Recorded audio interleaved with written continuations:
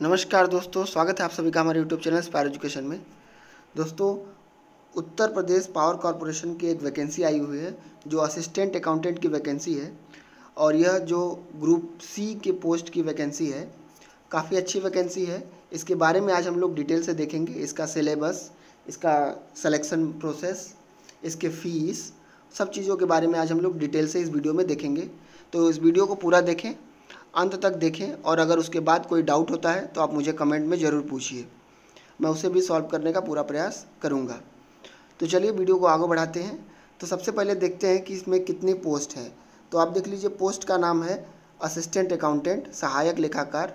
इसमें जो पोस्ट की बात करें तो अनरिजर्व्ड श्रेणी यानी जनरल कैटेगरी के लिए 109 पोस्ट, EWS के लिए 24 पोस्ट, OBC के लिए 56 पोस्ट, SC के लिए 48 और ST के लिए 3 पोस्ट दिए गए हैं। तो इस आधार पर आप देख सकते हैं कि यहाँ पर पदों को इस तरह से बांटा गया है। आप अपने हिसाब से पद को देख सकते हैं कि आप किस कैटेगरी में आते हैं। चलिए आगे अगर हम लोग बात करें तो यहाँ पर जो है आपको फॉर्म भरते समय कोई एक वैलिड पहचान पत्र होना आवश्यक है। ये सब बातें आप लोग जानते ही हैं। मैं केवल उन्हीं बातों को बताऊँगा जो यहाँ पर इम्पोर्टेंट हैं। अब बात करते हैं हम लोग कि कौन से लोग फॉर्म भर सकते हैं। तो जिनके पास जो है वाणिज्य में स्नातक डिग्री यानी जिन्होंने BCom किया हुआ है, BCom, वो यह फॉर्म अप्लाई कर सकते हैं। जो BCom जिनका कंप्लीट हो चुका है केवल वही फॉर्म भर सकते हैं। जो लास्ट ईयर में होंगे, जिनके एग्ज़ाम बाकी होंगे, वो लोग ये फॉर्म नहीं भर सकते हैं। तो जिनका BCom कंप्लीट हो चुका है वो लोग ये फॉर्म आराम से भर सकते हैं। इसमें BCom ग्रेजुएशन मांगा हुआ है। जो फॉर्म भरने का एज है वो मिनिमम 21 ईयर्स और मैक्सिमम 40 ईयर्स का होगा और बाकी SC ST वालों को जो छूट मिलता है वो भी अलग से दिया जाएगा। इसमें जो रिजर्वेशन है वो भी मिलेगा। अब अगर हम लोग बात करें कि इसमें सिलेक्शन प्रोसेस कैसे है, कैसे जो है चयन किया जाएगा, तो आप देख सकते हैं यहाँ पर लिखा हुआ है कि CBT माध्यम से आपके एग्ज़ाम होंगे। CBT मतलब कंप्यूटर बेस्ड टेस्ट होगा, यानी जो आपका एग्ज़ाम होगा वो ऑनलाइन कंप्यूटर पर कराया जाएगा, ऑफलाइन पेन पेपर मोड पर नहीं होगा। जो पेपर का तरीका होगा, वो एग्ज़ाम का जो पैटर्न होगा वो होगा multiple choice question, MCQ type question होंगे, जिसमें 50 क्वेश्चन जो होंगे वो फर्स्ट पार्ट में वो आपके 50 क्वेश्चन कंप्यूटर से होंगे और सेकेंड पार्ट के जो क्वेश्चन होंगे उसमें जनरल इंग्लिश और हिंदी वगैरह और आपके कॉमर्स से रिलेटेड क्वेश्चन होंगे। वो भी हम लोग आगे पूरा डिटेल में देखते हैं।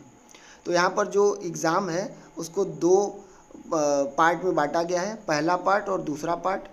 तो जो पहला पार्ट है उसमें आप देख सकते हैं कि यहाँ पर O लेवल, डोएक O लेवल के स्तर का जो कंप्यूटर ज्ञान से संबंधित एक प्रश्न पत्र होगा, जिसमें 50 प्रश्न होंगे और इस प्रत्येक प्रश्न के लिए 1 अंक दिया जाएगा, यानी अधिकतम 50 अंक होगा।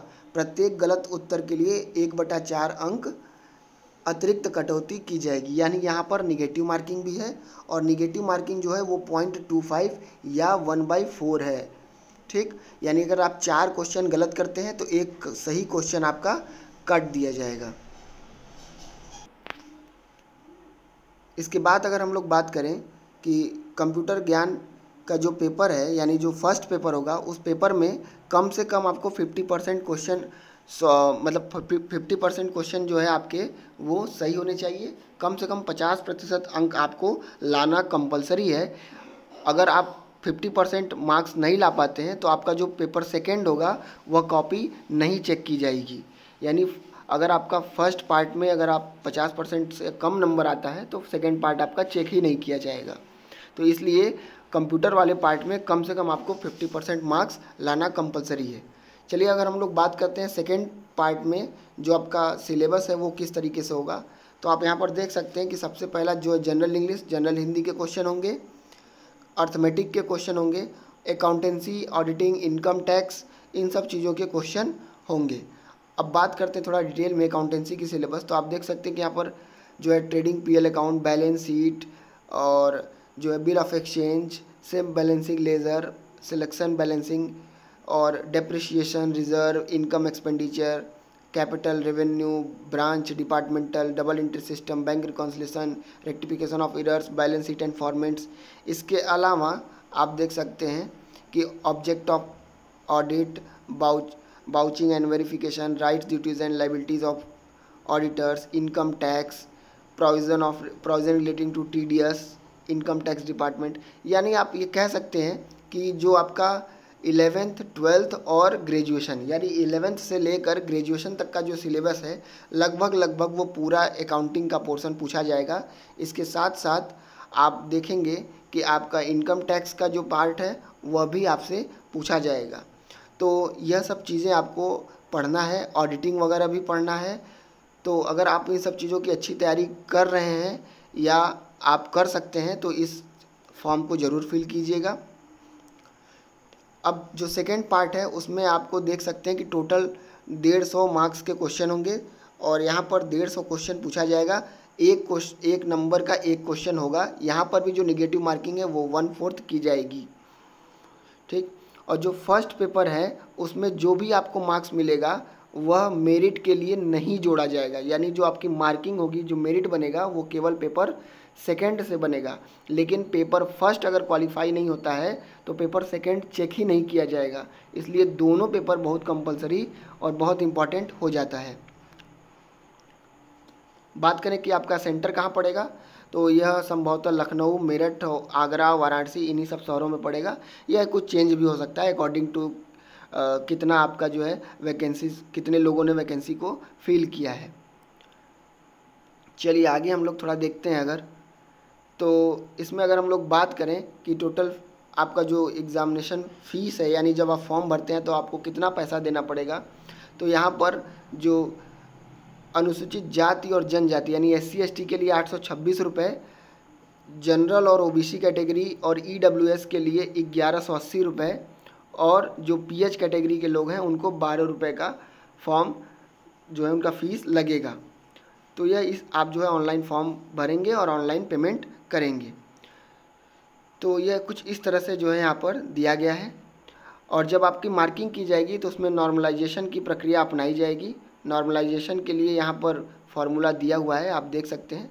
इसके बारे में हम लोग किसी अन्य वीडियो में बात करेंगे कि नॉर्मलाइजेशन में कैसे नंबर मिलता है।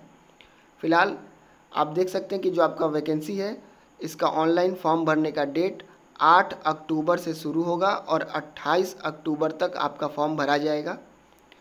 और इसी बीच आप पेमेंट भी कर सकते हैं और लास्ट डेट भी आपका यही है।